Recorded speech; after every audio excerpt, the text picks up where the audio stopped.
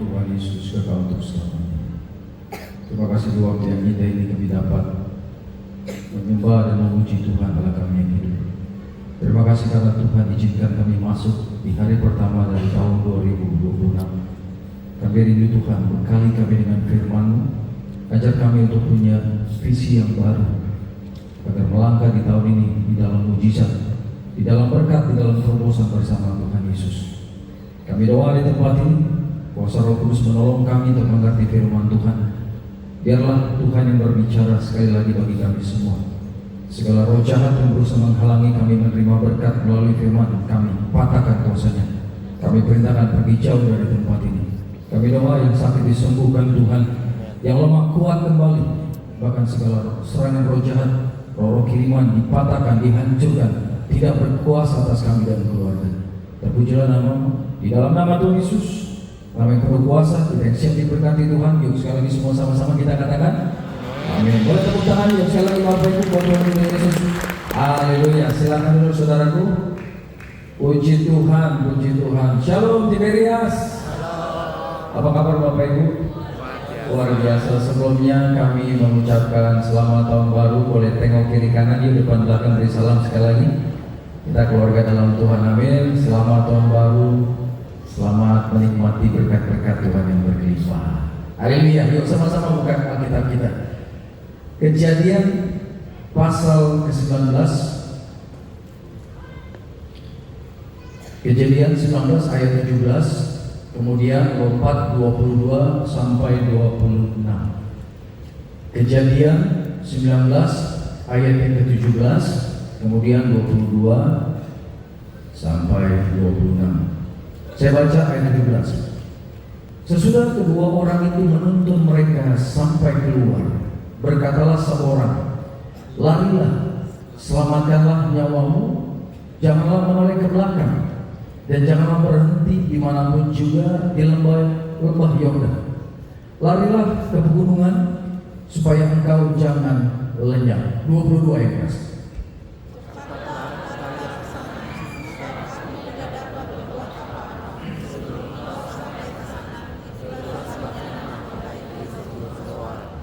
Matahari telah terbit menyinari bumi ketika Lot tiba di Zoar. Terus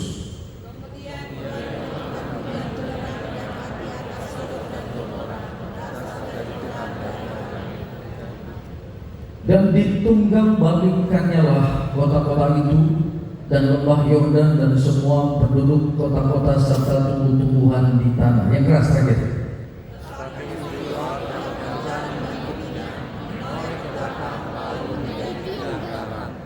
Haleluya. Bapak Ibu, kalau kita lihat di dalam ayat-ayat yang kita baca ini, coba bayangkan apa yang terjadi di sini. Istri Lot dihukum Tuhan dan hukumannya mengerikan. Manusia diubahkan Tuhan menjadi tiang garam. Jadi kalau Bapak Ibu melakukan perjalanan rohani ke Israel, maka pasti akan ada hari di mana kita ke tempat ini. Bapak Ibu bisa lihat seperti ada satu sosok seperti manusia dan perempuan, dan gereja seluruh dunia mempercayai itu istrinya. Tapi coba Bapak Ibu renungkan, kalau saya sebagai manusia berpikir begini, Tuhan, kira-kira salahnya istri lo separah apa sih Tuhan? Kok sampai Tuhan hukum jadi tiang garam? Kan kesalahan lo cuma apa? Tuhan bilang jangan menoleh, katakan jangan menoleh. Ketika dia sedang jalan, dia melihat ke belakang, itu dihukum Tuhan. Hukumannya bukan pusat 10 kali, bukan hukuman kemudian berkatnya hilang, kesehatannya hilang, bukan, langsung mati jadi tiang garam. Padahal kalau kita compare, bandingkan kesalahan istri Lot dengan kesalahan Petrus, murid-murid Yesus, itu saya merasa beda jauh. Bayangkan dulu, Petrus itu ikut Tuhan Yesus 3,5 tahun, benar nggak Bapak Ibu? Ya, kemana Tuhan Yesus pergi, Petrus ikut. 3,5 tahun itu seperti orang kuliah S1. Jadi Petrus ini kuliah teologi, langsung dokternya profesor dari surga. Siapa namanya? Yesus Kristus. Dan murid-murid Yesus yang pilih Tuhan Yesus. Tapi Petrus hampir gagal loh saudara. Padahal yang sudah mengajarkan Yesus langsung. Jadi kalau Yesus menjadi guru, Petrus menjadi murid, kemana Tuhan Yesus pergi, Petrus ikut. Kalau sekolah zaman sekarang kan hubungan guru dengan murid beda. Murid datang jam 7, benar nggak? Pulang jam 2, jam 3. Udah selesai. Tapi zaman Yesus, di mana Yesus tidur, Petrus pun ada di situ. Yesus makan apa? Yang murid-murid ikut makan bersama. Jadi ketika Yesus melakukan khotbah yang penuh kuasa, pengajaran-pengajaran langsung dari surga, Petrus di situ. Ketika Yesus menemukan orang sakit, Petrus di situ. Ketika Yesus menenangkan badai, Petrus di dalam perahu yang sama. Ketika Yesus bangkitkan orang mati, Petrus berdiri dalam kumpulan orang-orang yang ragu.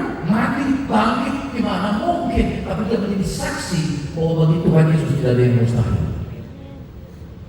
Tapi ternyata dia bisa menyangkal Tuhan di jalan. Ini dosanya bukan dosa biasa-biasa. Ini dosa besar. Menyangkal kalau zaman sekarang seperti orang murtad tinggalkan Yesus. Karena ada orang tinggalkan Yesus hanya demi pria tampan, hanya demi perempuan cantik, benar nggak? Hanya demi jabatan, kekayaan dunia. Nah, Petrus sampai sama seperti itu. Dia menyangkalnya bukan sekali, bukan 2 kali, 3 times dia tadi. Jadi kalau saya secara pribadi melihat awalnya sebenarnya dosa Petrus jauh lebih besar daripada dosa istri Lot. Tapi kenapa Petrus yang sudah dosanya besar, Tuhan masih kasih kesempatan, dia nggak langsung mati. Tuhan akan berikan kesempatan untuk merenungkan kesalahan dan bertobat. Sama seperti Yudas Bapak Ibu, dosanya sama-sama besar. Bayangkan dia menjual Yesus. Ini kan maaf ya, ini bahasa saya kurang ajar banget Yudas. Gurunya dijual.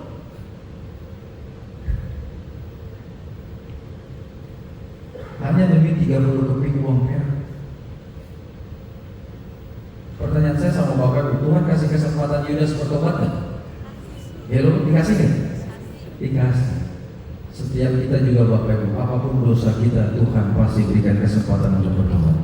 Masalahnya Yudas tidak menggunakan kesempatan itu untuk berdamai dengan Tuhan. Dia memilih untuk menghabiskan nyawanya. Kemudian saya renungkan, Tuhan, kira-kira sefatal apa sih kesalahan dari istri Lot itu sampai tiba-tiba begitu dia menoleh langsung mati saat itu. Begini saudara, pada ayat yang ke-17, lihat ini malaikat datang kepada Lot. Ayat 17 saya bacakan ini. Sesudah kedua orang itu menuntun mereka sampai keluar. Yang datang ini siapa? Malaikat atau manusia? Malaikat tapi dalam rupa manusia. Tuhan bisa datang kepada kita dalam rupa apapun. Sama seperti ketika Tuhan menjumpai Musa, itu dalam rupa api. Api disemakuri tapi semaknya tidak terbakar. Itu dia. Sama seperti Roh Kudus ketika turun kepada Yesus, ketika Tuhan Yesus dibaptis di Sungai Yordan, itu turun Roh Kudus nampak seperti. Artinya Roh Kudus itu bukan burung merpati, atau burung merpati bukan juga Roh Kudus, tapi penampilan Roh Kudus saat itu seperti burung merpati. Tapi ada kalanya malaikat datang menjaga kita, itu penampilannya sama seperti manusia. Ini contoh, saya pernah alami saudara. Suatu saat, maaf ya, ketika di masa muda, saya pernah dikerumuni 50 orang lebih. Dan 50 orang ini hendak menghabisi saya. Dari 50 orang itu Pak, banyak yang sudah pegang alat tajam di tas mereka, segini. Padahal ketika mereka menggiring saya lewat kantor polisi yang besar, tapi polisi yang banyak di dalam tidak ada yang tahu kalau saya lagi mau dihabisi sama mereka. Saya dibawa ke sebuah tempat yang sepi dan mereka badannya tinggi besar-besar, saya dikelilingi. Dan mereka bilang, oh ini namanya Fidel ya. Ketika mereka mulai mau cabut dan menghabisi saya, dalam hati Tuhan, tolong saya nggak mau mati konyol di sini. Tolong, ampuni kalau saya ada dosa. Tolong. Apa yang terjadi? Tiba-tiba dari sebelah sana ada teriak bapak-bapak, badannya kecil. Hei, ngapain kalian? Bubar, bubar. Itu orang 50 orang yang mengelilingi saya. Tiba-tiba matanya penuh dengan ketakutan karena melihat bapak itu. Dan bubar satu-satu jalan, satu-satu pergi. Sampai saya heran, ini kok takut ya? Badan tinggi besar, muka menyeramkan, punya senjata tajam, tapi masing-masing kabur. Begitu saya lihat mereka sudah pergi, saya cari ke bapak itu udah nggak ada. Saya percaya itu Tuhan kirim malaikat untuk menolong saya. Katakan amin Bapak. Dan saya pernah juga, saya ingat tahun 2007, saya masih jadi WL 2007, WL di Tiberias. Saya habis pelayanan di Wisma Intiland, kalau Bapak belum tahu Dharma Sakti, ya. Nah itu ibarat tengah minggu. Jadi saya pulang naik motor bersama teman saya. Saya mau motor, naik. Jalanan begini saudara, saya ingat itu di Jalan Sudirman. Jalan dan agak menurun di Bengkil tuh kalau nggak salah jalan begini terus agak menurun. Tiba-tiba di tengah jalan itu oli tumpah. Sehingga motor saya walaupun direm tetap meluncur. Di depan ada truk yang mogok, truk membawa besi bangunan untuk proyek. Yang di belakang truk itu besinya tajam-tajam begini. Dan saya udah keren. Apa yang terjadi saudara? Motor saya tetap meluncur dan saya menabrakkan badan saya ke besi-besi itu. Ketika saya lihat makin dekat, saya langsung teriak, Tuhan Yesus! Apa yang terjadi? Tiba-tiba dekat truk ada seorang bapak yang berdiri. Saya lihat tadinya nggak ada. Tiba-tiba ada bapak itu dan dia tepuk ini saya. Puk, pelan. Begitu ditepuk, motor saya langsung begini. Nggak jatuh, tapi begini langsung lurus menghindari truk ini. Begitu saya rem, saya lihat ke belakang, bapak itu sudah tidak ada. Saya percaya itu malaikat juga jaga saya. Boleh kamu tangan yang mulia? Jadi apa yang dialami Lot ini sudah saya alami. Turun malaikat bukan malaikat seperti yang secara kasat mata terang benderang, ya kan, kemudian terbang pakai sayap. Ada begitu, ada banyak. Tapi kali ini wujudnya seperti manusia. Ya. Dan kedua malaikat ini datang dan berkata begini pada ayat 17. Sesudah kedua orang itu menuntun mereka sampai keluar, berkatalah seorang, larilah, selamatkan apa? Nyawamu, terus jangan menoleh ke belakang dan jangan berhenti dimanapun juga di lembah Yordan. Larilah ke pegunungan supaya engkau jangan mati lagi. Ini sudah. Kenapa Tuhan akan memusnahkan kota ini, saudara Gomora? Karena kota ini sudah penuh dengan dosa. Tuhan sakit hati dengan kota itu. Tapi yang luar biasa, sekalipun Tuhan akan hancurkan kota itu, kalaupun ada anak Tuhan akan tetap diselamatkan. Dunia ini gambaran seperti saudara Gomora. Alkitab berkata, dunia tempat di mana kita tinggal, di mana bagi sebagian orang dunia ini menjadi anak impian mereka, sampai suatu saat akan dihancurkan Tuhan. Bilang kami dulu percaya. Tapi yang luar biasa, sebelum dihancurkan Tuhan, akan ada masa di mana orang-orang percaya, umat-umat kudusnya, gerejanya yang kudus, yaitu Bapak Ibu dan saya, kita akan diselamatkan Tuhan. Melalui apa? Peristiwa rapture, peristiwa pengangkatan. Dalam hitungan sekejap, ketika sangkakala ditiup oleh para malaikat, Bapak Ibu, engkau dan aku akan terbang ke surga. Pertanyaan yang meriah buat Yesus. Kita diselamatkan. Kalau bahasa saya diluputkan. Kejadian mengerikannya terjadi gak? Yes, terjadi. Tapi engkau dan aku aman dalam perlindungan Tuhan. Karena itu pastikan, ketika sangkakala itu ditiup oleh malaikat, Bapak Ibu dan saya terbang ke surga. Dan pastikan juga keluarga kita tidak ada yang tertinggal. Katakan amin. Jadi tugas Bapak Ibu dan saya ketika kita bertobat, ketika suami belum bertobat, istri belum sungguh-sungguh ikut Tuhan, anakmu masih jauh dari Tuhan, orang tuamu masih duniawi, ya kan? Tugas kita doa supaya mereka bertobat. Karena janji Tuhan berkata, satu orang bertobat, seisi rumah tangga. Nah, seisi rumah tangga akan selamat kalau engkau dan saya melakukan tugas kita apa? Layani keluarga kita. Jadi contoh, jadi berkat. Tunjukkan kalau kita berubah. Katakan amin. kita nggak menunjukkan karakter Kristus. Orang bilang apa? Kamu jadi Kristen kayak dia, ngapain? Marah-marah mulu, ntar mulutnya jahat, ntar jadi kayak dia, suami yang bulit. Udah istrinya dasternya bolong-bolong kayak ventilasi, nggak tergerak hatinya beli baru. Ya kan? Apa wah? Saya bukan anak Tuhan, tapi saya sama istri royal. Dia kata orang Kristen, tapi sama istri ngedit. Itu kan? Nah mulai hari ini, biarlah Bapak Ibu dan saya, supaya keluarga kita, orang di sekitar kita selamat. Pastikan mulai hari ini kita punya karakter Kristus. Boleh tepuk tangan yang meriah buat kita? Haleluya. Tapi lihat, sebenarnya kan yang dialami Lot dengan istrinya ini mengerikan, benar nggak? Mengerikan. Dan saya percaya, kalau dari awal mereka berdua ini taat kepada Tuhan, mereka tidak perlu mengalami kemeriahan. Kan tempat ini tempat penuh dosa. Pertanyaannya, kenapa anak Tuhan ada di tempat itu? Dan mereka cukup lama di kota itu. Sekalipun kalau kita masuk awalnya kita nggak tahu, dan kemudian kita tahu tempat itu penuh dengan dosa, tempat itu tidak berkenan di hadapan Tuhan. Saya percaya ada kegelisahan rohani di dalam kita, dan kemudian kita ambil keputusan keluar dari tempat itu. Katakan amin. Kira-kira kalau Bapak Ibu masuk sebuah komunitas, sebuah tempat di mana orang situ melakukan dosa yang menyakiti hati Tuhan, kira-kira Bapak Ibu betah di situ? Kalau kita betah, dipertanyakan, ini benar-benar ada roh Tuhan nggak dalam diri? Kalau kita anak Tuhan, nggak akan lagi Bapak Ibu selera dengan apa yang sedang mereka pertontonkan melalui pemberontakan mereka kepada Tuhan.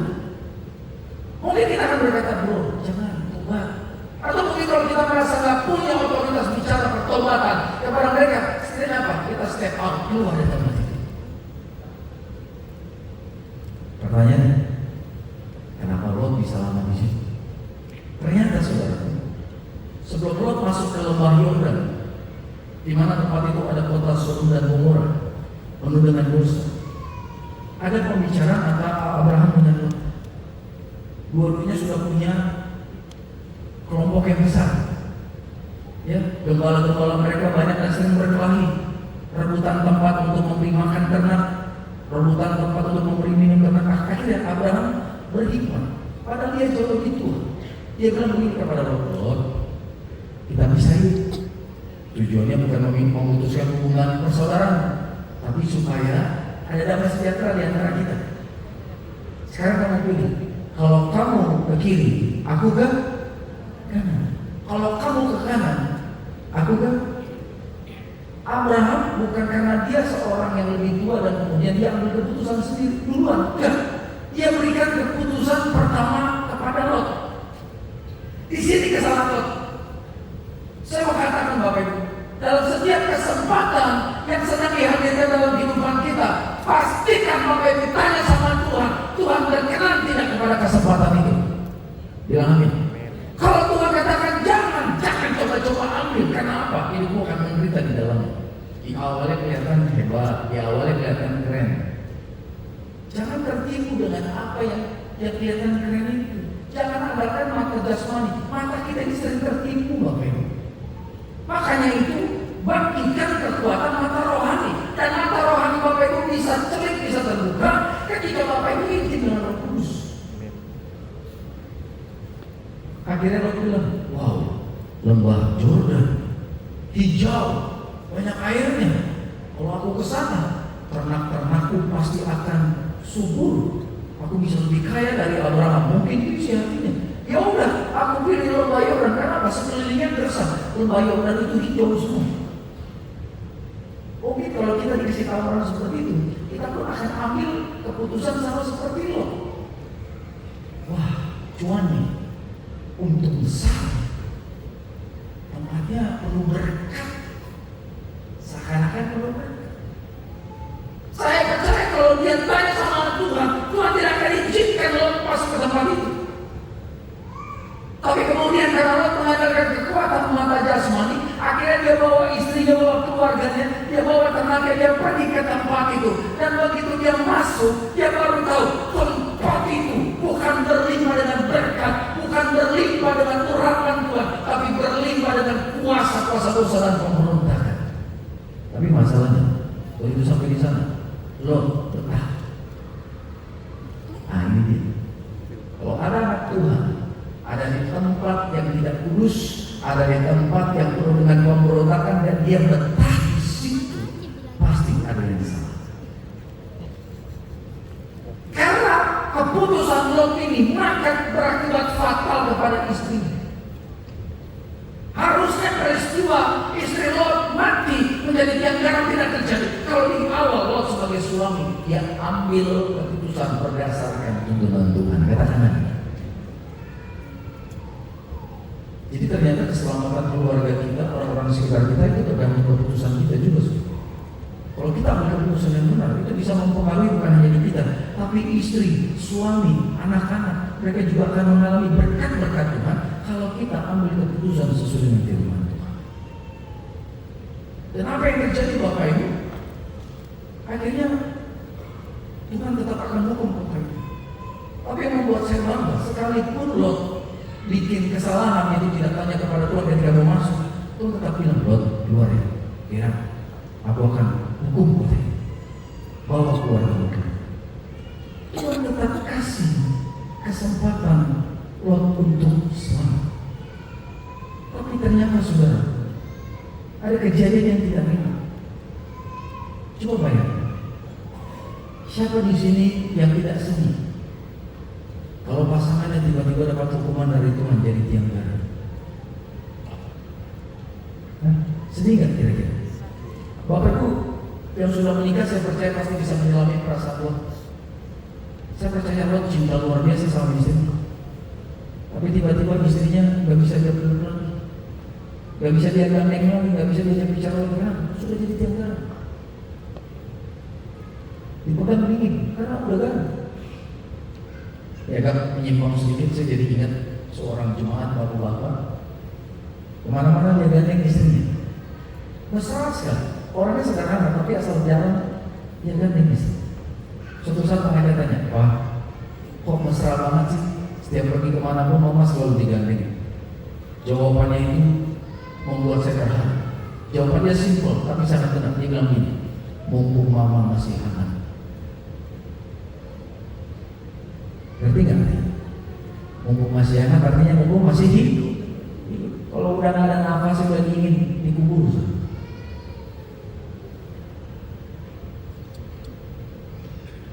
Jadi di dalam hidup yang singkat ini, pastikan suami istri tempat ini saling menjaga kasih mula-mula. Amin saudara? Betul. Karena suatu saat kita akan berkata berpisah kepada pasangan kita. Mungkin dia duluan atau kita duluan. Awal saya menikah, saya bilang sama istri saya, Ma, suatu saat kita pasti akan berpisah. Gak tahu siapa duluan, tapi yang pasti kita nanti ketemu lagi di surga ya. Nangis-nangisan kita, kayak dikasih balon. Kenapa? Karena itu pasti terjadi. Bilang amin dong. Kok tiba-tiba sedih? Perlu tisu Bapak Ibu? Atau berkata, yes Tuhan tolong dia duluan begitu. Suatu saat we will say goodbye. Karena tidak ada yang abadi di dunia. Setiap kita pasti pulang, katakan amin. Entah pulangnya nanti ketika Tuhan datang terangkat, atau sebelum Tuhan datang sudah pulang duluan. Tapi yang pasti manusia, Bapak Ibu dan saya, kita pasti pulang. Tapi masalahnya tidak ada yang tahu tanggal berapa, bulan apa, tahun berapa, jam berapa, detik berapa kita pulang. Suatu saat setiap kita akan mengalami tidur dan tidak bangkit lagi. Gak apa-apa ya, buat tahun baru begini gak apa-apa ya.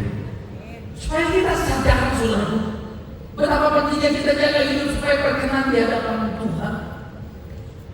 Setelah saya melihat ke belakang sekian puluh tahun saya mulai hidup, saya menyadari ternyata yang paling penting antara Bapak Ibu dengan Tuhan apa? Kita berkenan di hatinya Tuhan.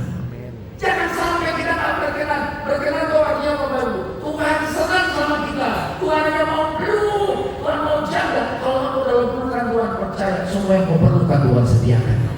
Karena apa? Kita artinya, dan Tuhan mau siap malam bicara sama kita. Ini dekat, gak jauh.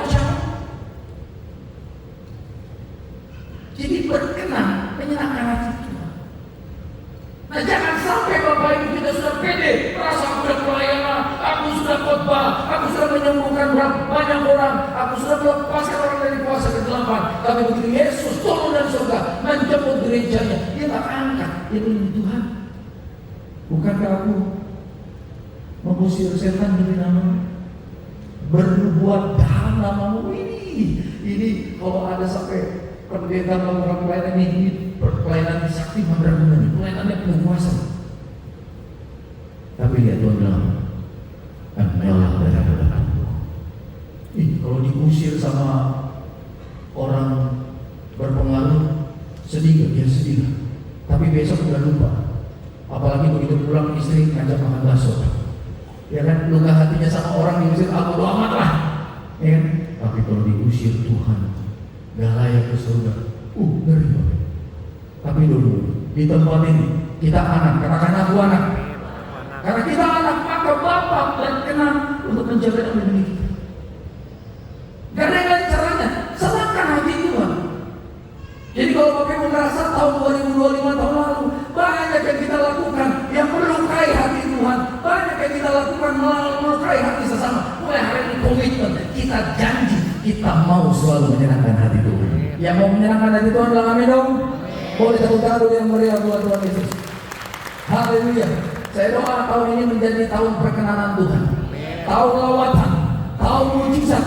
Doa-doa Bapak Ibu tahun lalu yang belum dijawab, tahun ini kita akan melihat satu persatu diselesaikan Tuhan. Haleluya. Belajar dari istri Lot. Kesalahan Lot di awal berakibat kepada istri. Sekarang kita bahas. Khotbah saya tadi baru berdahulu namanya. Gak apa-apa ya, ini sesi terakhir kan? Puji Tuhan. Pertanyaannya, kenapa cuma gara-gara begini mati? Sementara Petrus yang udah jelas-jelas Yesus babak belum mau disalib, dan orang berkata, kamu kan muridnya? No, bukan. Pindah lagi dia. Kamu kan muridnya? No, bukan. Pindah lagi dia. Kamu murid dia? Bukan. Bayangkan, dikasih kesempatan untuk bertobat. Ternyata di sini. Pada ayat 17 kata Tuhan bilang, pergi, lari. Jadi kalau kita mau lari dari dosa, mau lepas dari dosa, jangan jogging. Oh jogging, pulang-pulang, atau jalan santai. No. Artinya, kalau mau lepas dari ikatan yang jahat, kita harus melakukan perubahan yang radikal. Bilang amin. Dulu saya, ini kesaksian, biar dia diberikan. Dulu saya kalau merokok sehari 3 bungkus, sampai hitam jari, hitam. Saya kalau nggak merokok tangan saya gitu. Bingung deh, kenapa ini? Dan dulu saya punya konsep kalau mau berhenti, kurangin dari 3 bungkus jadi 2 bungkus. Bulan depan 1 bungkus, bulan depannya lagi setengah bungkus. Saya pikir begitu. Ternyata itu tipuan setan, saudara. Nanti udah terakhir tinggal 1 bungkus, besoknya stres, ada masalah, balik lagi bahkan lebih parah, 3,5 bungkus. Sampai saya stres, Tuhan, ini begini caranya nggak bisa lepas dong Tuhan. Kok sebulan bersih, 3 bulan kotor lagi dengan nikotin itu. Sebulan lagi bersih, 6 bulan ngebul lagi. Tuhan bilang dalam saya, kalau kau mau lepas harus radikal. Lari dari ikatan itu. Katakan amin. Sama seperti Yusuf, ketika dicoba oleh tante Potifar, dia tidak berkata, maaf ya tante, saya pergi dulu. Iya, nggak seperti orang yang pura-pura lari dengan tujuan supaya ditangkap. No, Alkitab berkata dia lari. Jadi dari segala yang jahat, apalagi kita tahu kita ada lemah di situ, jangan dengan setengah kekuatan, pastikan dengan segenap kekuatan kau lari dari segala pencobaan, maka kita akan menang. Katakan. Jadi Alkitab sudah bilang kepada mereka, kalian lari ya, tapi satu, ketika lari jangan menoleh ke belakang. Nah masalahnya begini, ketika api itu turun dari surga, dikatakan api dan belerang. Api belerang ini kan api seperti di neraka. Jadi artinya suasana neraka Tuhan izinkan turun di kota itu. Api belerang Bapak, ini api yang ada di neraka membakar kota-kota itu. Dan saya nggak tahu berapa diameter dari api itu, tapi yang pasti turun besar, boom. Dan ketika api itu turun, saya percaya percikannya bukan seperti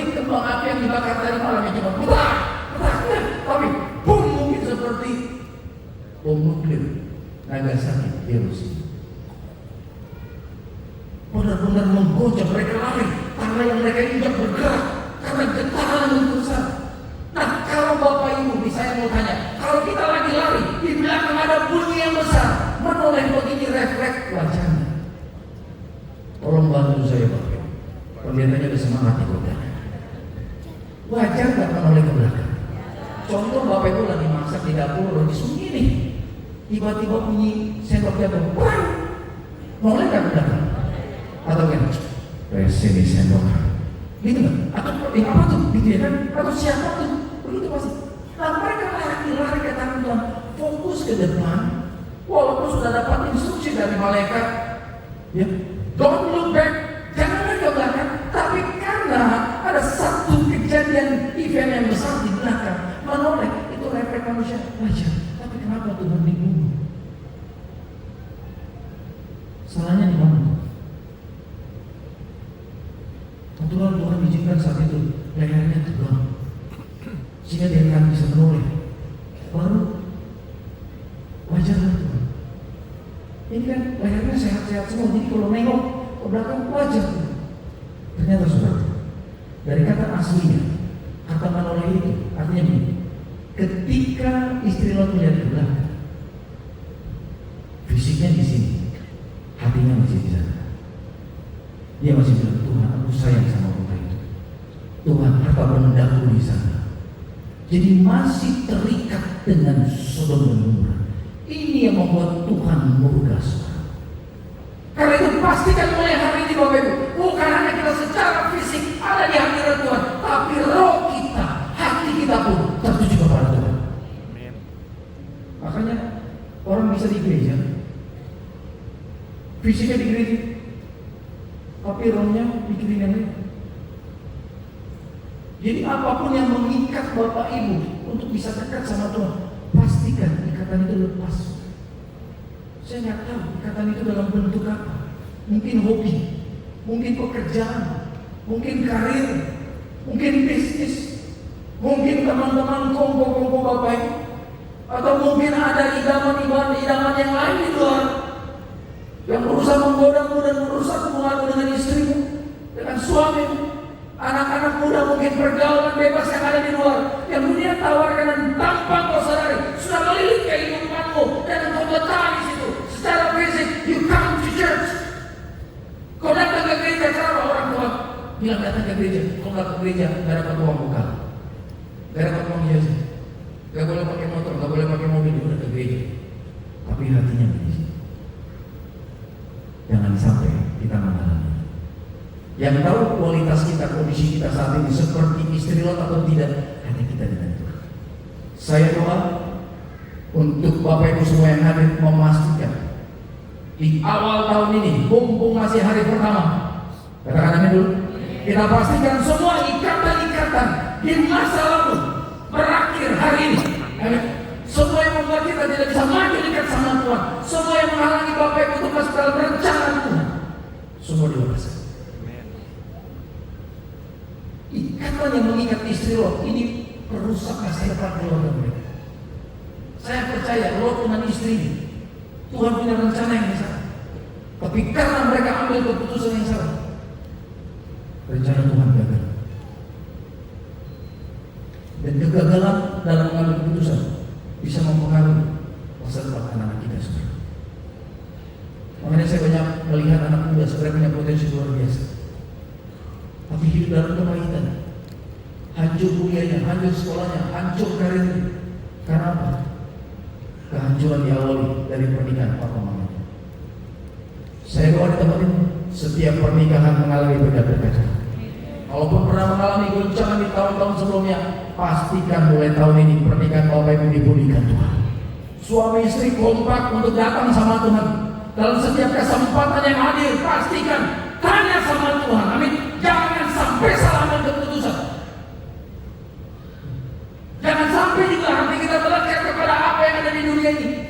Jangan seperti istrinya Lot, sudah terlalu betah di tempat yang penuh dengan dosa.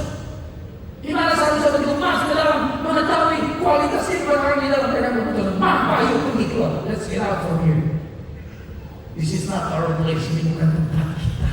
Kita anak Tuhan mah. Lihat hidup mereka. Kita nggak mungkin ada di sini.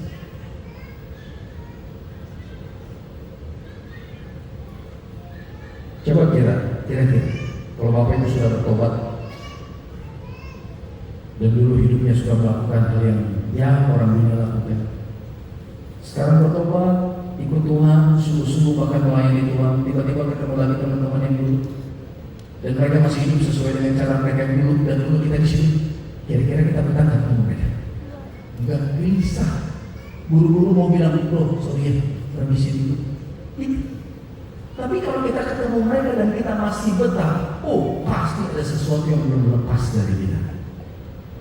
Saya doa di tempat ini saudara, tidak ada roh lain dalam kita kecuali roh Tuhan. Amin.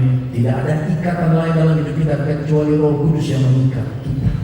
Kalaupun ada saat ini bilang, Tuhan, aku mau dilepaskan Tuhan. Apapun ikatan yang masih melekat dalam kehidupanmu, hari ini aku mau sebelum keluar dari gereja ini, aku sudah dilepaskan Tuhan. Tapi tangan yang meriah buat kita. Haleluya.